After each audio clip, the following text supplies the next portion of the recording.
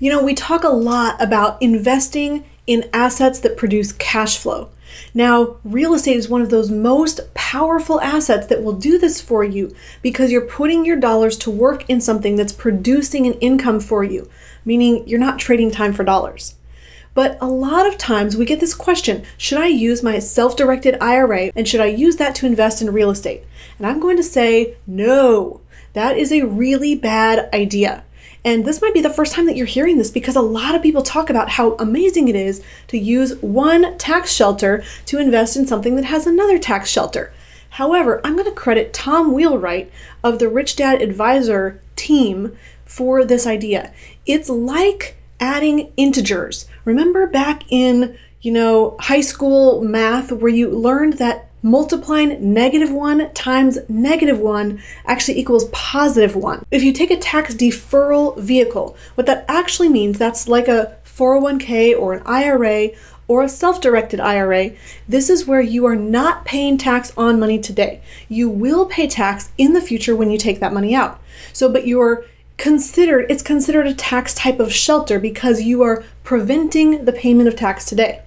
However, if we look at real estate as a standalone investment, that offers also tax advantages and most specifically depreciation.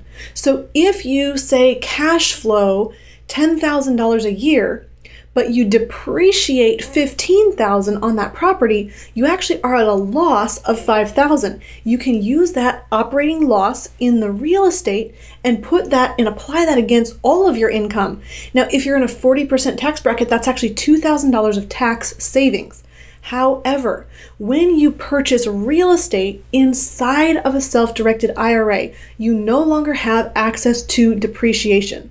So it doesn't exist for you. So it wipes out the tax advantage of investing in real estate, which is a really good reason to invest in real estate on top of the cash flow you're going to earn, on top of the leverage that you can create, on top of the hard asset that you're putting your money into that's going to have a value of some kind no matter what market you're in, and on top of the appreciation that you might earn in that asset. And those are just a few of the benefits of real estate. So instead of looking at the self-directed IRA route, let's talk about what we should do instead. Now, if you already have money, maybe from a 401k or an IRA, absolutely move that over into a self-directed IRA and use that money to invest in real estate.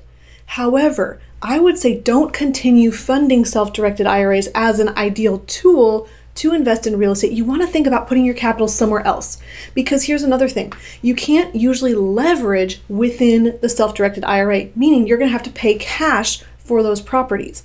And if you pay cash, your returns are going to be much lower than if you had used leverage or debt financing. So when you put your money into the self-directed IRA, not only are you decreasing your returns because you can't use leverage, you're increasing the tax that you pay because you can't use depreciation, you're also decreasing your control. And what do I mean by control?